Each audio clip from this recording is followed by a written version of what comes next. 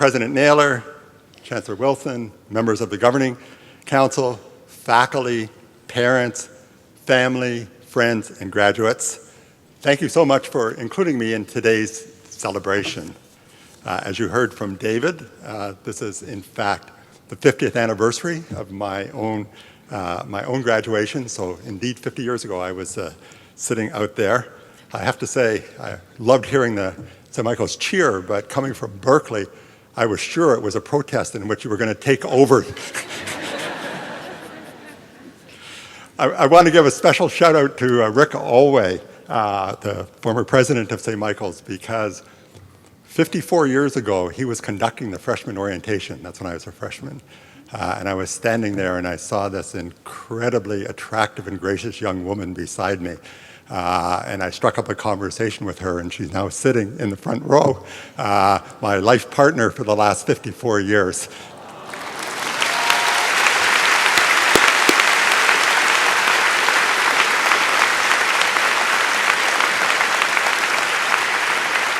And so I hope that some of you also among the St. Michael's graduates will have also found your life partners. So as you heard from David also, I was fortunate to be able to come back here to my alma mater, to St. Michael's and the University of Toronto as president in the year 2000. At that time, Mel Lastman was mayor, and he occasionally did very bizarre things, but I'm sure that never happens again with the mayor of Toronto.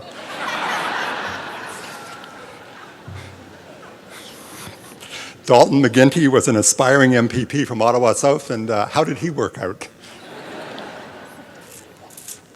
I won't comment on today's editorials.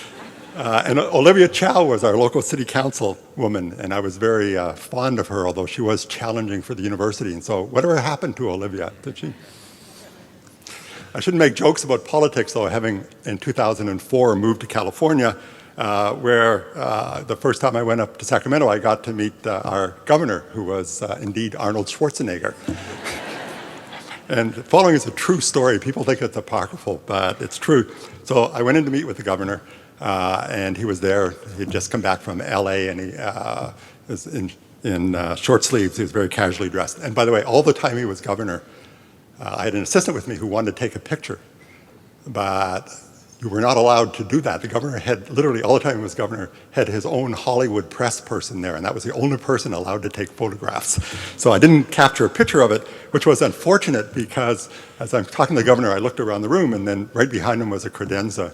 And above the credenza was a picture of Ronald Reagan, who was, of course, a Republican, another actor who managed pretty well to launch his career from being governor of California. And then I looked down, and right underneath Arnold Schwarzenegger's story, now this is the part that sounds, a picture, pardon me, sounds apocryphal, but it was true. There was the sword from Conan the Barbarian. And I simply couldn't, as soon as I recognized the sword, I don't know how many of you have seen the Conan the Barbarian films, I could not control myself. So I got up and I said, Governor, do you mind if I try out the sword?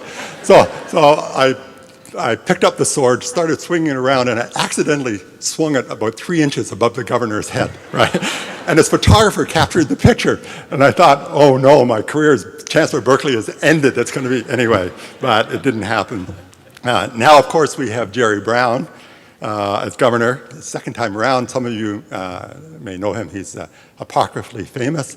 Governor, he was, in his previous term, he was known as Governor Moonbeam.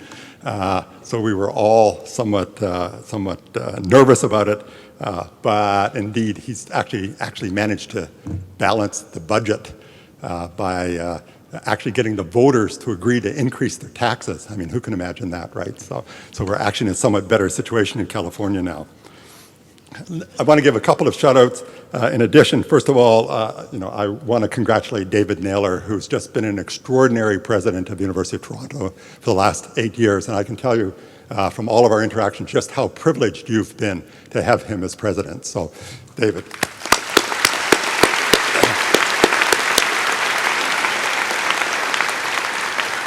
And of course, I also want to congratulate my former friend and colleague, Merrick Gertler, who's to be your new president, and I know he will do a marvelous job. Both David and I can tell you when you take on these roles as a leader of a major university, a number of honors come to you sort of inevitably, whether you deserve them or not. But I can tell you that personally, no distinction is as meaningful as being recognized by one's own alma mater. And I'm truly humbled to have this great honor bestowed upon me. So thank you, thank all of you.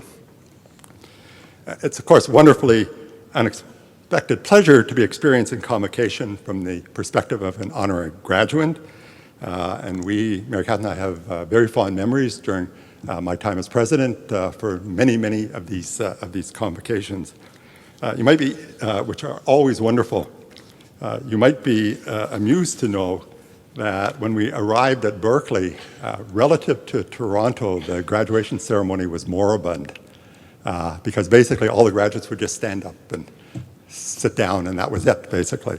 And then you'd get a boring speech from a person like myself. So we literally, I called up Chris Cunningham, Chris, where are you?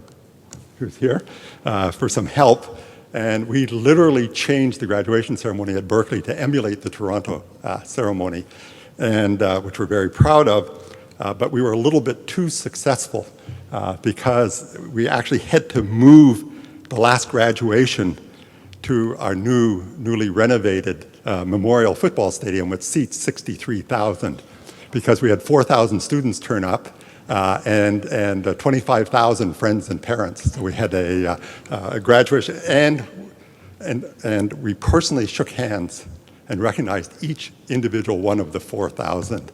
Now, of course, that took 4.5 hours, and I can tell you, you're going to be spared graduates from a 4.5-hour ceremony. It also helped that our convocation speaker this year was Steve Wozniak, who, along with Steve Jobs, co-founded Apple Computer. And of course, if you're in the Silicon Valley area, he's a folk hero. And for those of you who were fans of Dancing with the Stars, you will recognize the Woz as this short, rotund, magnificent dancer. And unfortunately, you don't get Steve Wozniak, you got me, but what can I do? I also want to, as a graduate of St. Michael's, recognize and thank President Ann Anderson and Chancellor His Eminence Thomas Cardinal Collins and Principal Domenico Pietropalo, who's just over here.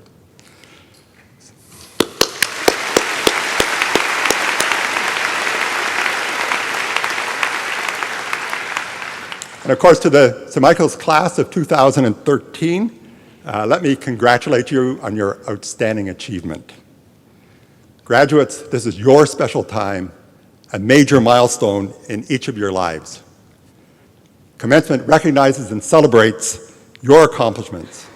So congratulations on becoming graduates of the University of St. Michael's College, University of Toronto.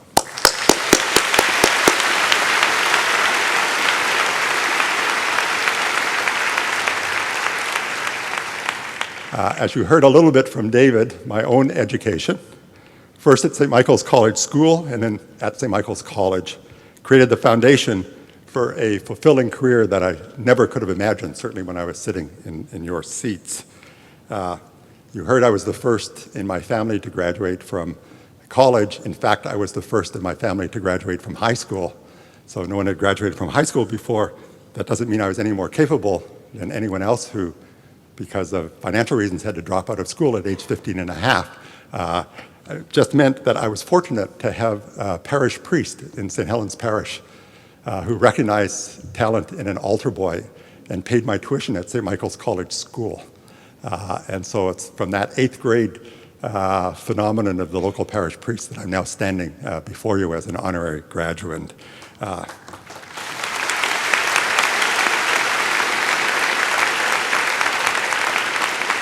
So the parish priest thereby leveled the playing field for a kid from the corner of Gladstone and Dundas Street. I know I'm not the only person to have overcome significant odds to find a wonderful life in California.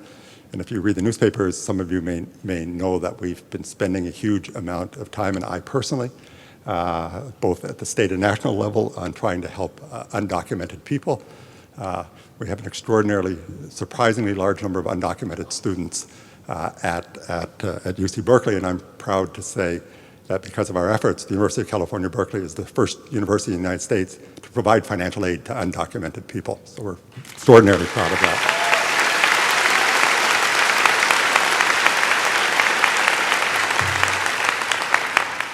And if you ever want to get hate mail, come out publicly supporting undocumented people. It's extraordinary. At a recent commencement at Berkeley, 2 years ago, Paul Jacobs, who's the president of Qualcomm, who at least all the young people will know about, he made a profound comment to the graduating class that I've been repeating. What he said to the class is, no matter how underprivileged your beginning may have been, today you all become members of the privileged class. Of the 7 billion people in the world today, according to U of T's website, you belong to a unique group, and you just heard this from David, of 508,494 alumni who can call themselves University of Toronto graduates. That means that right now, at this very moment, there are 6,999,491,506 people who do not have that privilege. So just think about that for a moment.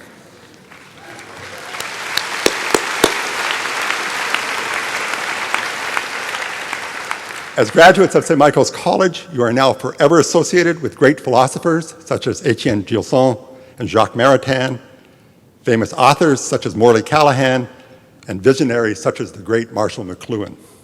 Actually, I have many anecdotes about Marshall McLuhan to tell you, but that would make the speech too long. Your fellow alumni have been bank presidents and CEOs such as Tony Comper, and university presidents such as Emeke Sesmari of the University of Manitoba. They've been Ontario cabinet ministers such as Leona Dombrowski, members of the Senate such as Laurier Lapierre, and most especially Canadian Prime Minister Paul Martin, who attended St. Mike's just ahead of Mary Catherine and myself. And Rick, you remember him well. So you are now part of this exalted company. Added to that company today are several distinguished individuals who are being made honorary fellows of the college: Sean Conway, the Honorable Justice Peter D. Lowers, and David Mulroney. Being graduates of St. Michael's College of the University of Toronto, you are especially privileged. Your education at St. Michael's has given you a foundation based on the values and faith of its founders, the Basilian Fathers, whose motto, "Teach me goodness, discipline, and knowledge," is also reflected in Greek in the St. Michael's coat of arms. With being a privileged person comes an obligation to give back to those less fortunate, whether to our immediate communities or to the world. Doing this, you will face the challenges of maintaining in a highly secular society the faith and values that you learned at St. Mike's.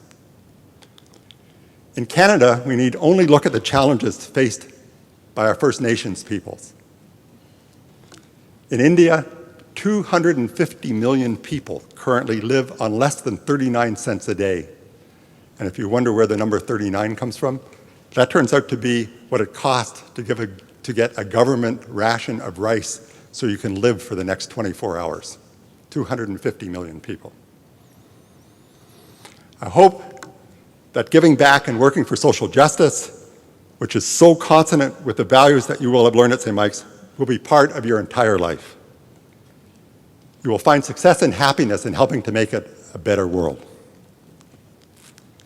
As you look to the future, some of you may already know what careers you want to pursue, while some of you are not really sure. I'm hardly an expert on this, but I encourage you all to be open to all possibilities in life.